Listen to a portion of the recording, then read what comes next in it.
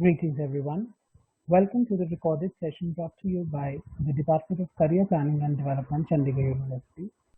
Today's recorded session is on a very important verbal ability topic, adverbs. In the world of English grammar, adverbs are very common, yet unpredictable. That's why many learners find adverbs confusing and intimidating. Adverbs are important in writing too because they help show sophistication and can also help expand vocabulary. But you don't need to worry because this lecture is aimed at helping you understand adverbs holistically. So let's move to the next slide and dive deeper into adverbs. Now, what is an adverb? An adverb is a word that is used to modify a verb, an adjective, or another adverb. She swims quickly. For example, in this word, swims is a verb, and this word quickly, this word is modifying the verb, right? So, in a nutshell, here the adverb quickly modifies the verb swims. In the next sentence, she is an extremely quick swimmer. So, here the word extremely is an adverb which is modifying the word quick. Now, what is quick? Quick is an adjective. So, the word extremely modifies the adjective quick. In the last sentence, she swims extremely quickly. Now, this word quickly is an adverb, right? And this word extremely is also an adverb.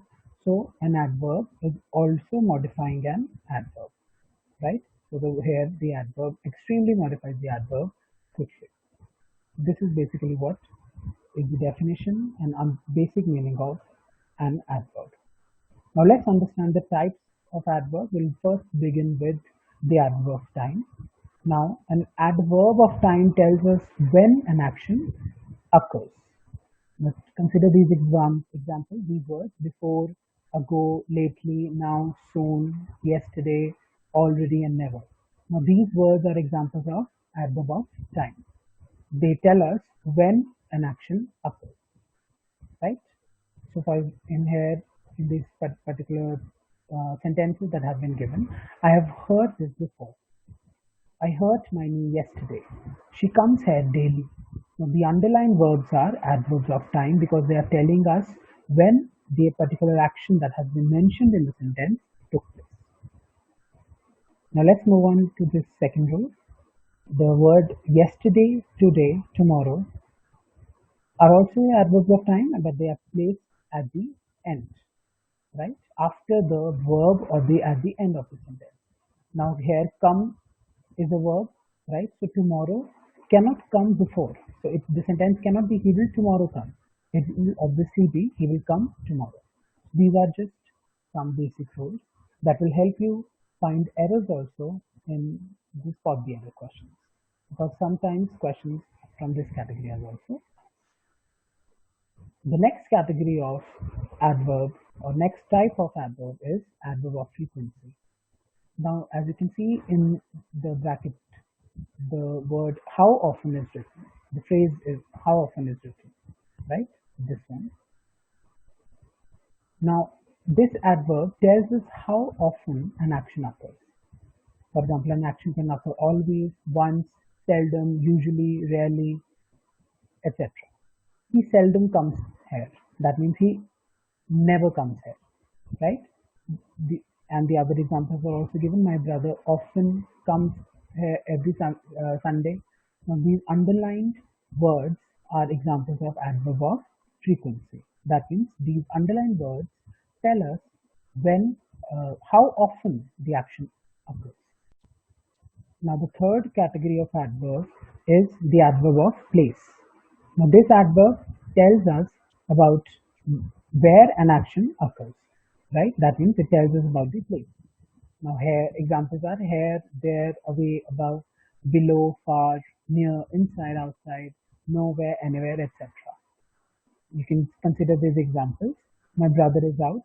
Now, this underlined word out tells about where the brother is, right? Similarly, in the next sentence, he comes here. He comes where? That is, it is If I make this as a question, he comes where? He comes here.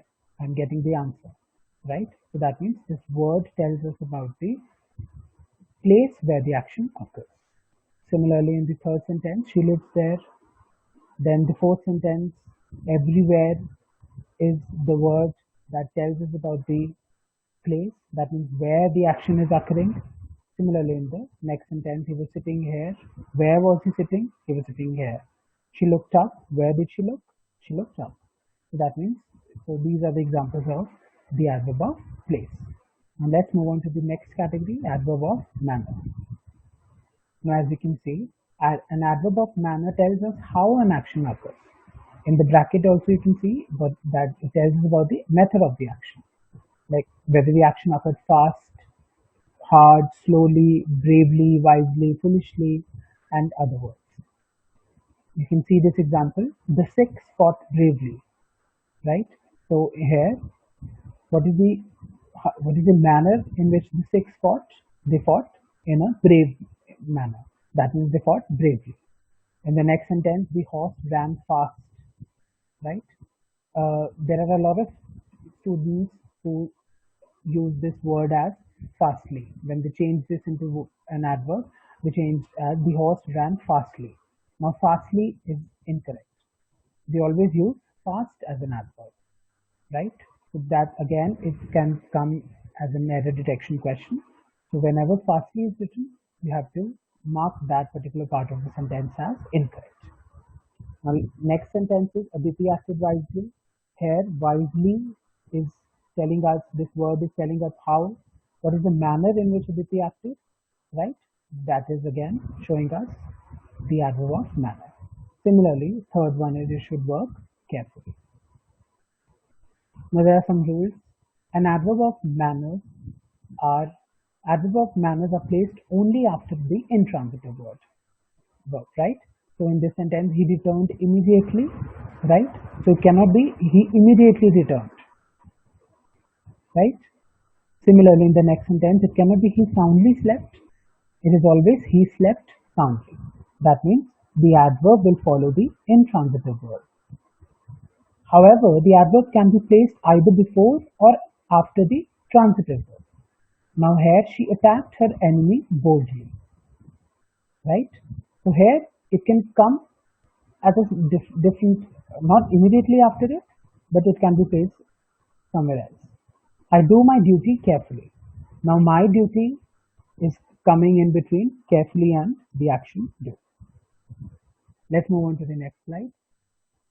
The next category is the adverb of degree or adverb of quantity. This tells us about to what an extent or how much an action took place, right? For example, these are the examples that have been given. To quiet, not quiet, it's quite. There's the difference in these two words, right? Enough, rather, entirely, fully, partially. These are the words, or rather adverbs of degree. You can see some examples. He is quite wrong. He was too careless. Mangoes are almost ripe. I am nearly exhausted. Now, these words are telling us the extent of these words. Like, for example, this he is wrong, but to what an extent he is quite wrong. He is careless, but to what an extent he is too careless, right? This is how an adverb of degree modifies the verbs, adjectives, or another adverb. There are some rules, as you can see. An adverb of quantity placed before the adverb of adjective, they modify. For example, in this sentence, he is too weak. It cannot be he is weak too much, right? Similarly, in the next sentence, my wife is quite upset. Now let's move on to the next slide. Comparison of adverbs. We are familiar that adjectives definitely have comparative degrees, but adverbs also have comparative degrees.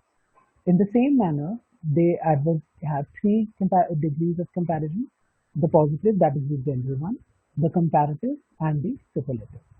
You can take an example. Fast is an adverb, as we discussed in the previous slide, right? Fast is an adverb, its comparative degree will be faster and the superlative will be fastest. Similarly, swiftly is an adverb, its comparative degree will be more swiftly and superlative will be more swiftly.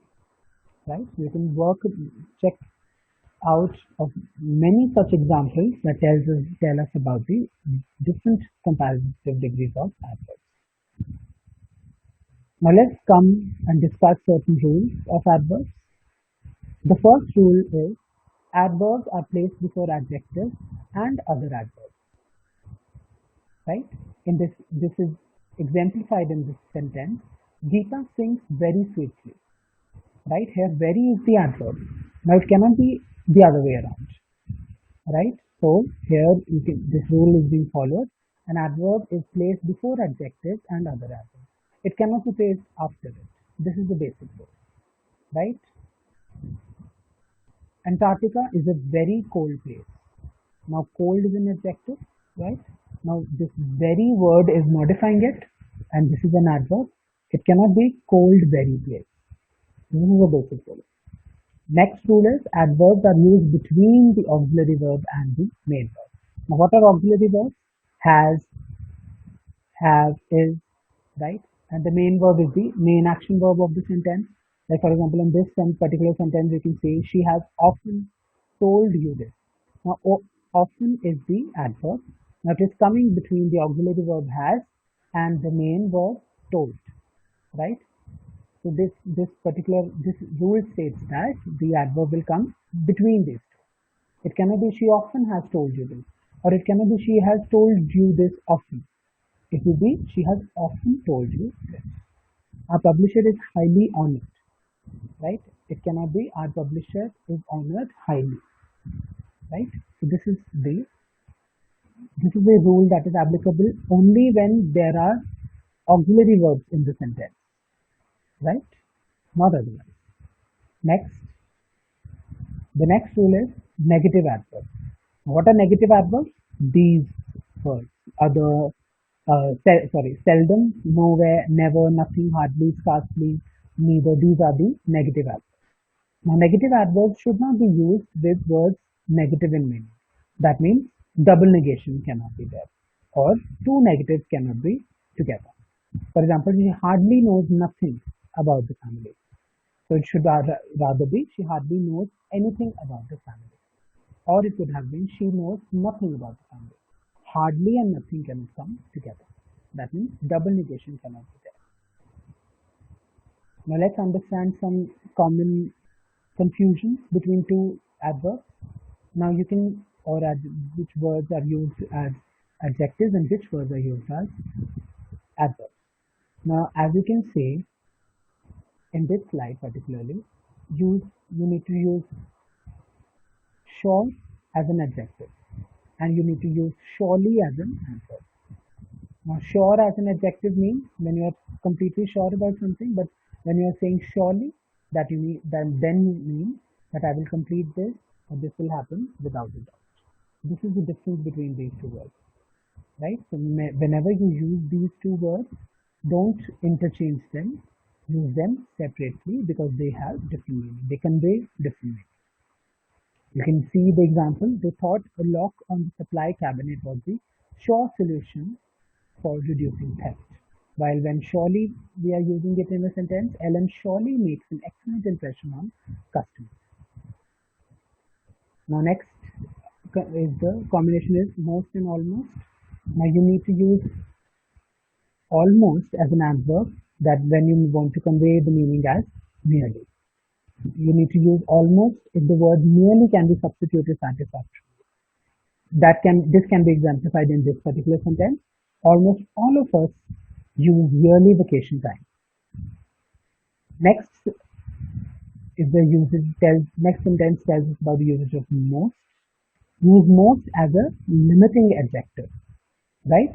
Now this sentence tells us how can we use most as a limiting adjective? Most new supervisor. That means we are limiting the number of supervisors. Most new supervisors have trouble with ethical situations.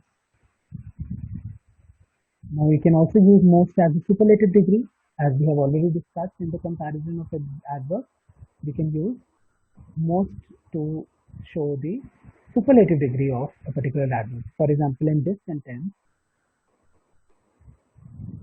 the speaker answered the question most effectively, right? So most is being used as a superlative degree of effectively. Next is good well. You can use good or well as you can use good as adjective and well as an adverb. The examples have been given. Making ethical choices is often more than being a good person. When you use well, the new code of conduct has worked very well during the past. You need to use well as an adjective in reference to the state of someone's health. Like for example, if I say I'm not feeling well, Anna was not well though she stayed at the office long to complete writing, right? So these words have to be checked carefully, in particularly for the context of the particular sentence, right? Only then they can convey a proper meaning. Now, having understood basics of adverbs and the types and some rules, now we'll be able to understand the adverbs holistically, and now we'll be able to practice adverbs carefully. Now in this particular slide, I will be showing you some examples. You can take 5 minutes of your time to solve these particular exercises, and after that we'll be discussing. Once I show these exercises, you can pause the video and then you can solve it. And after you have solved the exercises, you can again resume the video to check your answers and check how correctly you have answered these questions. Right? Now in these questions, you need to identify the adverb in these sentences. Right? So you can pause the video and you can start the practicing now. You need to identify the adverbs in these sentences. I hope you have paused the video. Okay, so let's discuss the answers. Now in the first sentence, he is little known outside India. Now what is the adverb? Little, right? Very simple. It is the only word that is changing the or describing the meaning of the word. Known. He works hard all day. How does he work? He works hard. It tells us this word hard is the adverb. You can only guess. The third one, the answer is only. Fourth, she sings well enough. How does she sing? She sings well. He knows me better than you. Right? So in the fifth one, the adverb is better. Right? So this is a comparative degree of good. This is again an adverb. I came early this morning. How the only word that is changing or telling us about the meaning of this particular verb that is came is early. The seventh sentence, Arjun writes better than Rama. Now, what is his answer? He writes better. Better is the adverb. The last one. All right. So this is the basic exercise. Now we will move to slightly a difficult exercise in the next slide. This is the second exercise part. Again, the rules are same. The moment I display all the exercises, you need to pause the video. After you have solved these questions, you will only be given. It should only take 5 minutes to solve these questions. Right? After you have solved these exercises, these questions, you can again resume the video, and then you can check the correct answer. Now you have to find which part of the sentence has an error. Now your time starts now. All right. So I hope you have solved these questions. Now let's see what are the answers to these questions. Now this is the answer key. Now let's discuss it one by one. The first question is, the first sentence rather is, I cannot ask my father for his card without any vividly reason. Obviously this vividly is incorrect. It should not be vividly, it should be any vivid reason. Right? Then second one, she took tea and said that it tasted sweetly. Now this is again an incorrect use of Adverb, right? It is not changing anything in this sentence. It's not changing the meaning of this word tasted, right? Not correctly changing the meaning of this word. So it should be tasted sweet. The answer again is D part. Third, I met her about 10 years ago and have remembered her ever so. So obviously the use of for is incorrect. The correct answer should be I met her about 10 years ago and I've remembered her ever since. Right? Third, she was heavily fined last month for coming lately. Again, D is incorrect. It should be she was heavily fined last month for coming late. The last exercise, when carefully examined, it was found that there were some missing pieces. What is the error? When carefully examined. Now it should be examined carefully. Yes, if you've done it correctly, that means you've understood the rules carefully, properly. Now carefully should come after the verb examined. It should not, an adverb cannot come before the verb. This is what we have discussed. So the error is in part A, right? So that's it for the practice exercise. So to conclude, what are adverbs? Adverbs are words that alter, verbs, adjectives, and adverbs. They let us know how frequently, when, or where, or in what manner something was finished. Now, adverbs do have degrees of comparison, just like adjectives. This is what we discussed in this recorded lecture. And the fourth point of summary is it's important to understand the rules and do's and don'ts for using adverbs effectively. Now you can click on these links, right? These links are also given in the course directory of the Blackboard. You can click on these links and solve more questions to have a better understanding of adverbs and the types of questions that are asked, right? Some questions that were taken were also from these links only. So this will also help you understand the questions in a better manner. With this, we come to the end of today's video session on the topic adverbs. After completing this session, you now have a better understanding of adverbs and you can now easily solve tricky questions on adverbs. But to do the same, you need to keep practicing more questions following the links shared earlier. Keep practicing, keep learning. Bye.